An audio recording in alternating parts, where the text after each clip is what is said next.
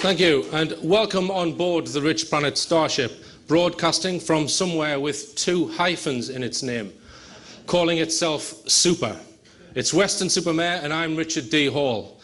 Does that mean if you live here, you're known as a Weston-Superman or a Weston-Superwoman? Quite possibly.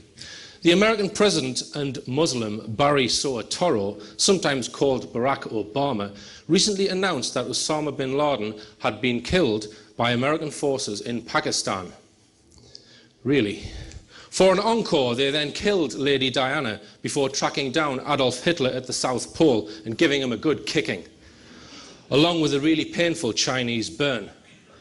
Who the F word do they think we are? It's like watching your 5-year-old nephew telling you he killed some Indians whilst out playing Japs and English. Well done, Johnny. Stop telling fibs. No, I did, really.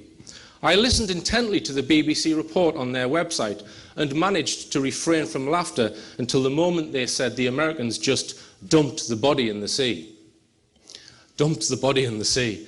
I've never experienced a belly laugh of such magnitude since Ed Miliband became leader of the Labour Party. I spat my tea out all over the computer screen. One simply has to compare this event with the capture of Saddam Hussein on our TV screens, when they shone a torch in his mouth so we could all recognise him by his very distinct tonsils. I have no doubt they really did catch and eventually hang Saddam Hussein, but bin Laden, do us a favour. The reason they gave for not showing pictures of the dead bin Laden was it might cause Al-Qaeda to carry out a revenge attack. It might threaten national security. I've never heard such a stinking crock of shit in all my life. Why then did they show pictures of Saddam Hussein after his death? And why did they show the mangled faces of his 2 sons after they were murdered, both before and after makeup? Another aspect of this story, which the mainstream media is conveniently ignoring, is the fact that bin Laden has died before already. In December 2001, he died of Marfan syndrome after spending time in a hospital in Dubai where he was visited by the CIA. It's incredible to watch just how low mainstream journalism has now stooped. Although I would contend there is no real journalism. The codes of journalism state, public enlightenment is the forerunner of justice and the foundation of democracy. The duty of the journalist is to further those ends by seeking the truth and providing a fair and comprehensive account of events and issues. Conscientious journalists from all media and specialities strive to serve the public with thoroughness and honesty. Professional integrity is the cornerstone of a journalist's credibility or incredibility. So we can all agree there are no real journalists. As I said to my mother the other day, if I were to enter an establishment and be offered a copy of the Daily Mail to read, I would be less offended than if someone served me a plate of dog shit in a restaurant. A NASA administrator, Charles F. Bolden, recently made a chilling announcement by video to NASA employees. He said that the people should know stuff and be prepared. Be prepared for what exactly? He spoke of the well-being of people not only here on Earth, but off this planet, but did not mention the space station nor the space shuttle. He said, think about the natural disasters that could occur in your area. He said, think about attacks that could come from outside sources like 9/11, but he did not mention terrorists. He asked people to prepare for the unforeseen. Develop a family preparedness plan in your house. Have an emergency kit available. What the blinking heck was he talking about? Nobody seems to know. Do the puppet masters writing his script know something that we don't? Is this predictive programming for a fake alien invasion? You can be sure that with the military organization NASA, what you get is NASA, never a straight answer. Thank you very much.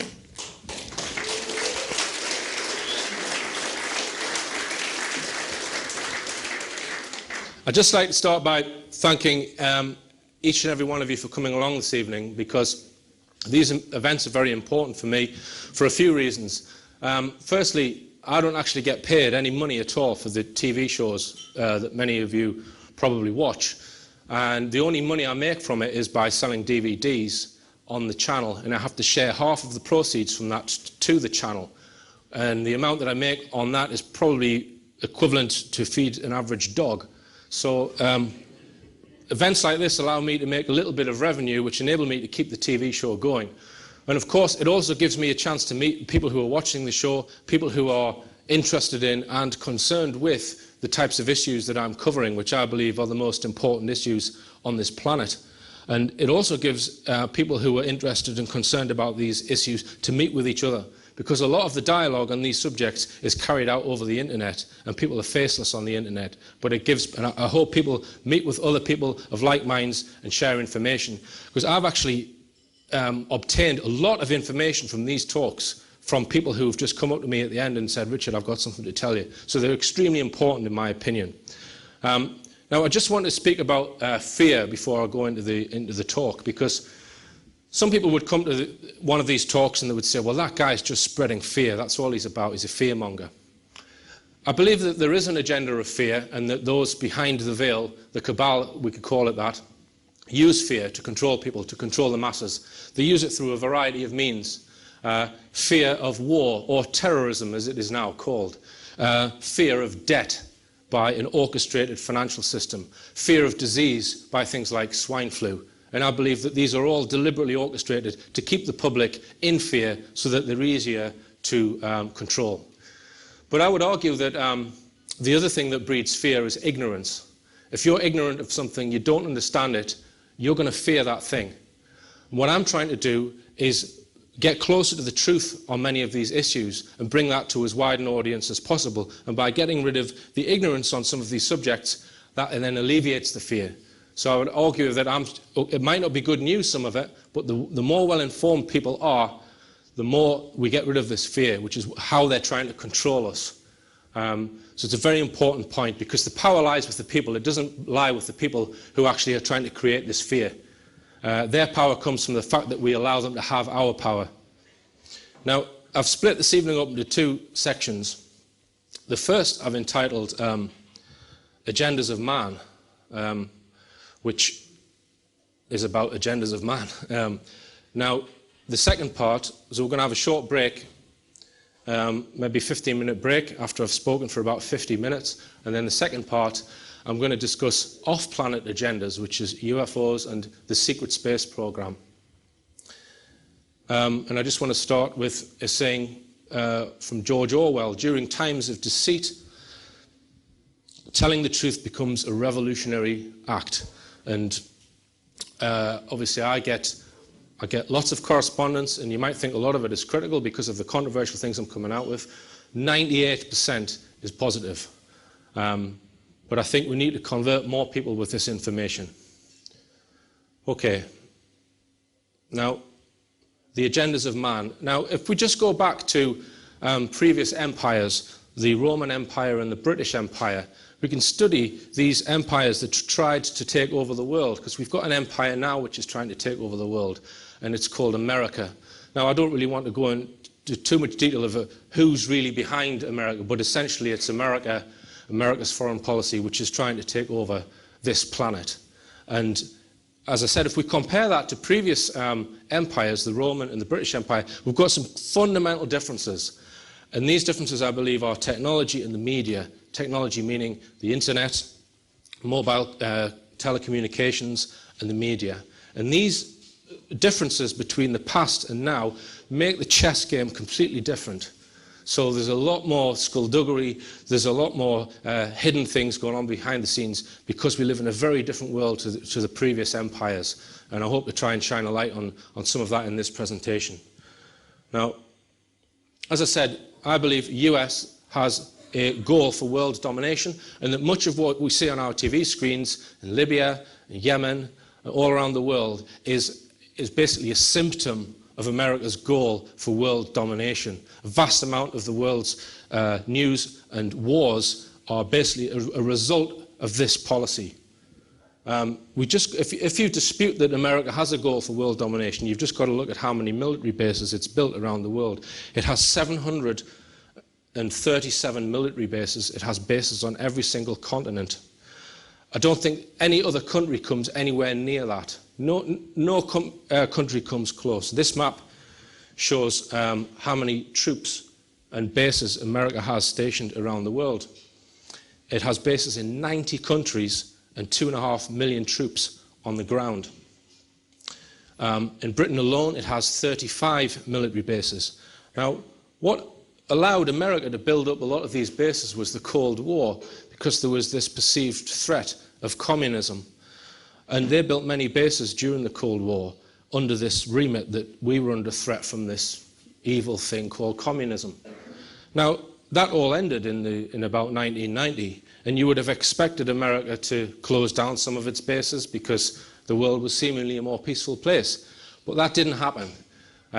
In the late 90s, American neocons started planning the new threat, which was to become terrorism, which they've used as an excuse to build even more bases, and they've even spelled it out in one of their documents. Now, one of the strategies that America uses in order to expand its empire militarily across the world is what's called false flag terrorism. And I'm going to read out this Wikipedia definition. Many of you in this audience will be aware of what false flag terrorism is, but if you tap the average person on the shoulder in the street, they'll say, "What the hell are you talking about?" They don't know what it is. And I'm just going to read this out. False flag operations are covert operations designed to deceive the public in such a way that the operations appear as though they are being carried out by other entities. The name is derived from the military concept of flying false colours, that is, flying the flag of a country other than one's own. False flag operations are not limited to war and counterinsurgency operations and can be used in peacetime. Now, that's a Wikipedia definition. Now, I'm just going to highlight the key, what I think is the key word in that definition: to deceive the public. Because these kind of operations do not work unless the public is deceived, because the public would not, no member of the public would support a false flag attack, i.e. countries killing their own people, blaming it on someone else, an excuse to go and attack them. So the public has to be deceived in order for a false flag event to work. Now, how do you do that in a democracy? Well, what they've done, and I believe they've done this across the board, is they have to have control of mainstream media with regards to terrorist activities. So they deceive the public because I believe intelligence agencies have absolute control when it comes to these subjects: war, terrorism. They have control over the mainstream media, and that's how they deceive the public. They don't deceive all of the public. They don't need to. They only need to deceive 95%, which is what they do in the mainstream media. Now, there are many, if people say, well, that's rubbish. How can a country possibly kill its own people? Well, I've got some news. The history is full of examples of this, and I'm just going to put a few up on the screen. 1917, Woodrow Wilson, who was the American president, he ordered that an American passenger ship be loaded with explosives and sailed into German waters. It was then bombed. After that event, the intention of that event was to get America to join the war effort, and 1 million people signed up because they thought that their ship had been torpedoed, but it was done deliberately. 1931, the Manchurian incident. This is when the Japanese government blew up one of their own railways in order to blame it on China and go and invade an area of China called Manchuria. Adolf Hitler did it. This was instrumental in him coming to power and becoming a dictator. His main opposition was the Communist Party. His operatives set fire to the German parliament, the Reichstag, and they blamed it on the communists so that they could then go and lock them all up. And that was instrumental to him coming to power. Now, one of the most important, I think, is Operation Northwoods, which was a plan by the American government. Now, this plan was signed, it was drawn up by the American Chiefs of Staff, and it was actually signed by the Defense Minister. And they were going to blow up their own army bases, and they were actually going to bring down their own passenger airliners and then blame it on Cuba. So this was a plan, pardon me, which did not go into operation because when President Kennedy got sight of it, he disapproved it. But if it wasn't for Kennedy, that operation, with similarities to 9/11, knocking passenger airliners out of the sky, that didn't go ahead. But it's been released under Freedom of Information. Now, I would argue that many, or probably all, of the Al-Qaeda attacks that we have seen on our TV screens are false flag. And I would argue there's actually no such thing as Al-Qaeda. I'll explain that in a minute. So why do our democratic governments need to use this false flag terror? Well, it's to do with democracy, in my opinion, in that no democratic country would ever approve of such an evil thing.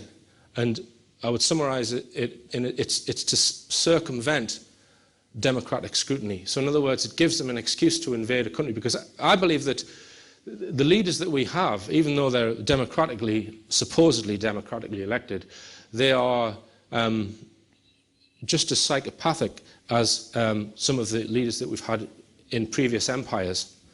But because we have this phony democratic system, they have to weasel a way around it. And this is why they need this. They need to fool the public to get round democratic scrutiny. And as I said, I believe every Al-Qaeda attack has been a false flag attack, based on evidence that I've researched. Now, where does the term Al-Qaeda come from? Now, after the London bombings in July 2005, this man, Robin Cook, who was a very high-profile member of the Labour government, he wrote an article in The Guardian the day after the London bombings. And he said, Bin Laden was, though a product of a monumental miscalculation by Western security agencies. Throughout the 80s, he was armed by the CIA and funded by the Saudis to wage jihad against the Russian occupation of Afghanistan. Al-Qaeda literally means the database. That's what Al-Qaeda means. It was originally the computer file of the thousands of mujahideen who were recruited and trained with help from the CIA to defeat the Russians. So this is a word which has been made up by America, and it just means a list or a database. That's all it is. There is no organization calling itself Al-Qaeda. Every time I see or hear the BBC News using this word, I laugh my head off. It's the phoniest thing. Basically, Al-Qaeda is an extension of America's foreign policy. It's a word that they use to describe anyone who doesn't agree with their policy for world domination. Cook went on to say, so long as the struggle against terrorism is conceived as a war that can be won by military means, it is doomed to fail. Whatever else can be said in defense of the war in Iraq today, it cannot be claimed that it has protected us from terrorism on our soil. 1 month after that article was written, he was dead. He was out climbing in the hills with his wife, and he had a heart attack. Now, call me a conspiracy theorist, but I think he was probably murdered. And if you think that they don't have technology to be able to induce a heart attack, do some research.